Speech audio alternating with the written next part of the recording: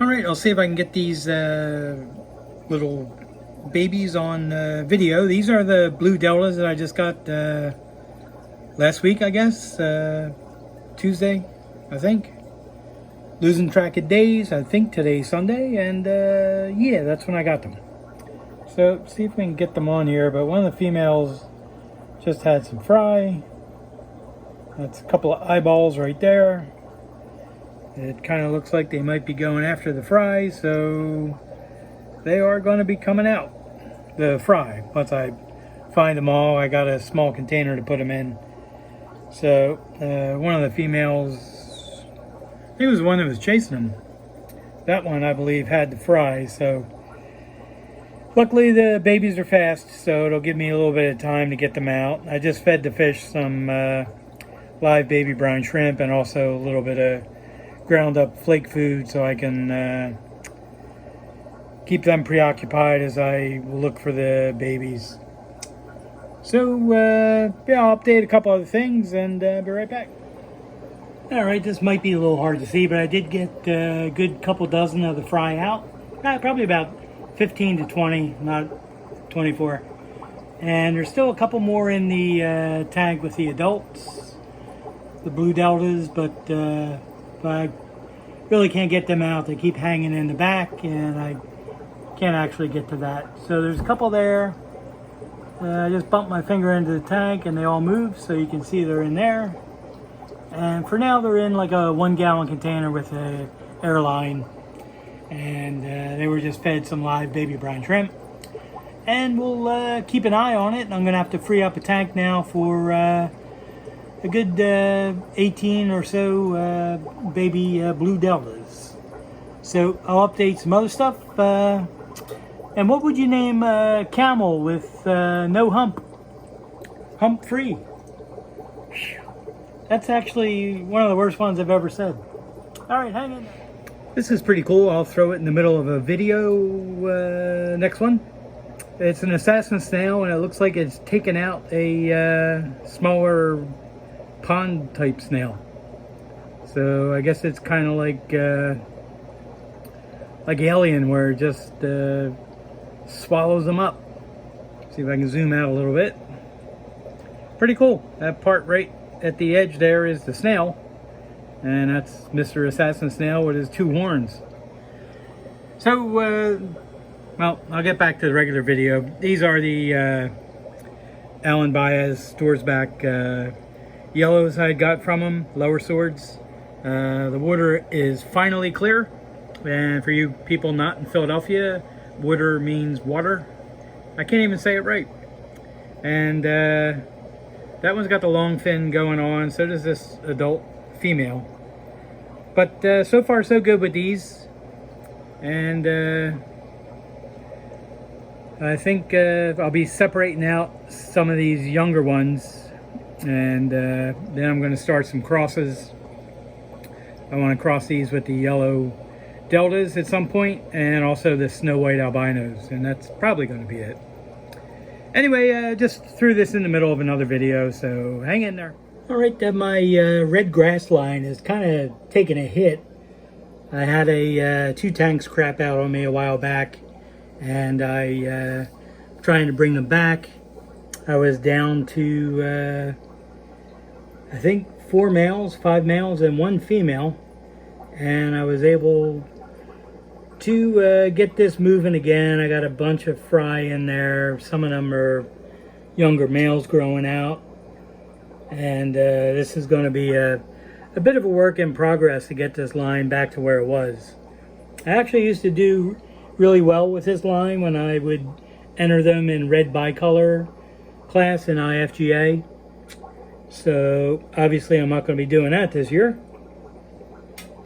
But I'll start planning for next year. So the problem just was something with the tank just crashed.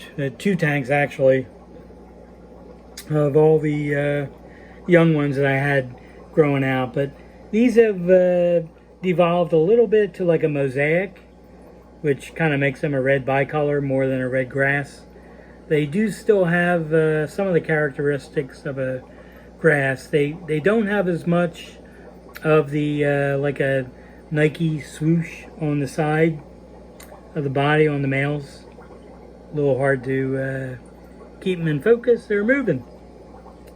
So I don't know what else to do here. Well, let's try this one down here. Now he's moving. What in the heck's with these guys?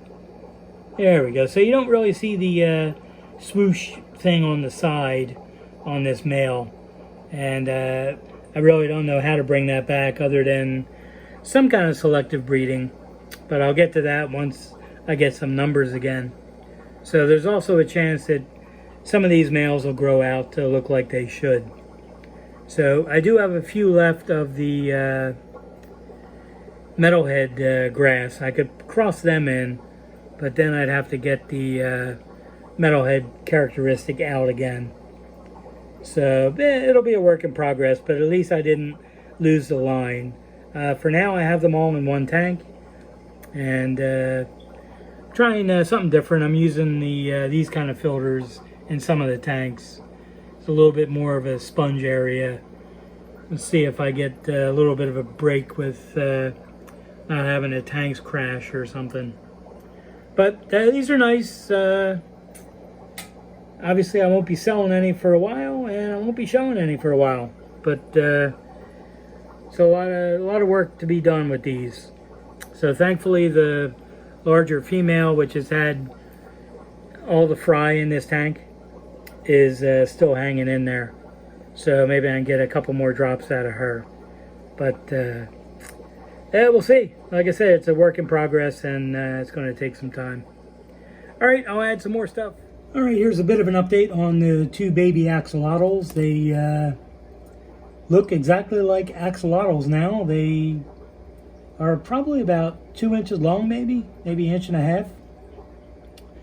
And they do kind of chase each other a little bit now and then, or Lord knows what they're actually doing. They're one of them has his tail with butt up in the air half the time. So I had recently switched them from live baby brine shrimp to pellets, and I think they're having a bit of an adjustment period to the pellets. Maybe they once they poop it out, they'll be normal. So it takes a little time. That's kind of a normal thing with axolotls. You may see them floating at the top. You may see them with just their kind of rear end in the air, and that's just what they do. That's apparently eventually they poop and get back to normal, and the weirdness never ends, but that part will stop. So I just give them little pellets. I think they're in there. There's one right there, I think. Eventually they'll find it. Just a small pellet. They can eat that. I throw a few of them in there. There's another one. And eventually they'll figure it out, and they will get over there and eat the pellets. So anyway, I'll add some other stuff. And I'll see if I can get these guys to show up half decent on here.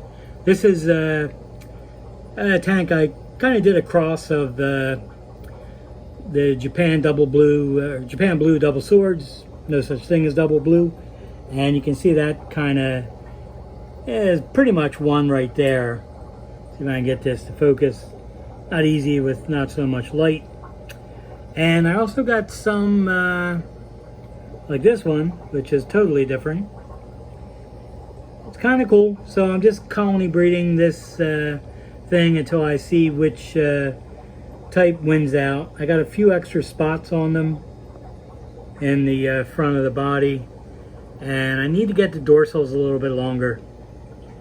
This one, the dorsal is not too terrible, but it's clear, so it's a little hard to tell. Got to get some color in the dorsal as well. And swordtails, sometimes they're thin-bodied fish, but they need a thicker body as well. So yeah, it's a lot of things to work on, and I have a ton in here.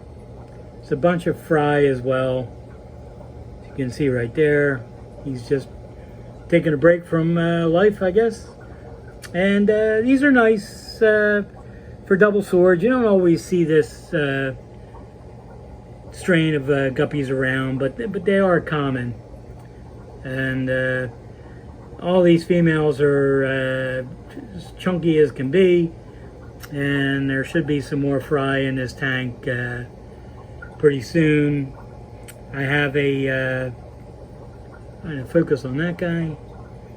Yeah, I have a large water sprite plant in there, a thin leaf, but it's not as dingy as it looks. It has some java moss strewn throughout it, so I got to get that. I don't know if I'll bother trying to sort that out. I had the java moss at the bottom, and I forgot to take it out when I did a water change, and it came up to the top of the tank and kind of merged with the water sprite. So I have two other tanks of Japan double blue, or Japan doing it again, Japan blue double swords, and I'm keeping that one pure, and then I'm working on this to see what I get. I kind of expected a little more of a variety, but hey, you get what you get. Sometimes you got to work pretty hard to get somewhere with it. So, what do you call a duck that's on drugs? A quackhead. Yeah, that didn't sound funny when it came out. So, all right, I'll add one more thing on this, and that'll be done. Hopefully I can end the video with some new fry that just were dropped by not that female, not the black one, but this pingu one right there. That was my finger. And that one right there. The males are actually, I don't know where the other one is. They're roebuck reds, but that one's really gotten kind of pale. I don't know what his problem is. I usually don't have overhead light on this tank, but doing that for the video. So this female had a lot of fry about a week ago, I guess. And see if I can get these guys on here without getting my finger in there.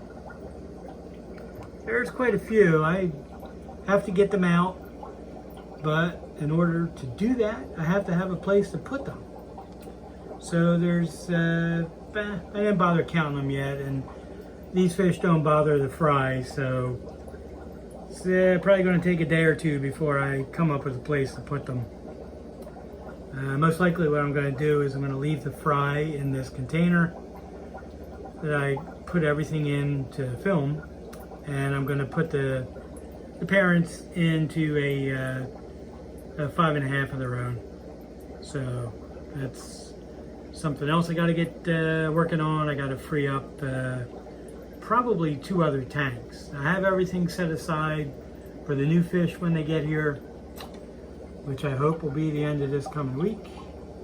And I'm trying to free up another tank because I have that large drop from the black Moscow female in this tank that I want to move them into their own 5.5. They've been in a small container for about a week or 2 now, and I want to move them into at least a 5.5, if not a 10, so they can grow out properly. I just try to put the young in a small tank in the first week or 2 of their life, so that it's easier for them to find the food. See if I can get a close-up on these guys. You can see their stomachs are pink because I did feed all the fish some live baby brine shrimp, some sea monkeys, and they all chowed down pretty good. So the best part, really, besides the nutrition on the feeding them the live baby brine shrimp, is you can tell they're eating it because their stomachs turn pink. So definitely something you want to see, that they're eating the food you put in, and try not to overfeed, because the shrimp will last probably an hour or so in the water. But you know, they are in a specific gravity of 1.020, and these are, you know, fish are in fresh water. They're not in salt. I didn't put salt in this tank. I only do that in some of the tanks. I don't do it in any of the tanks that I have some assassin snails in. And if I have a pleco in the tank, which I don't right now, I wouldn't use salt because I think that would kill them. So anyway, I'll wrap up this video. And if you have any questions, feel free to ask. And this was just a hodgepodge of stuff. And I'll come up with another video soon. I certainly hope it'll be the one with the new fish, because really hoping to get them very soon. Now this is a female that had fry, and this one is probably not too far off. What'll have to happen is she'll have to turn to the side so I can talk about what I'm trying to talk about, or maybe she won't. There we go. The front part of the body is very full, and then when the back part fills up some more by the gravid spot, then the front will kind of square off like a box, and then we should get fry within a couple of days after that. So just a regular pingu female. They're kind of like a bronze, not much color, few little specks of bluish or a dark color in the top, and that's about it. So I'll see what I get. I got the other ones I showed in the last video, the fry that are growing. They're starting to get some color, so I should get an idea of what they're going to be probably another couple of weeks.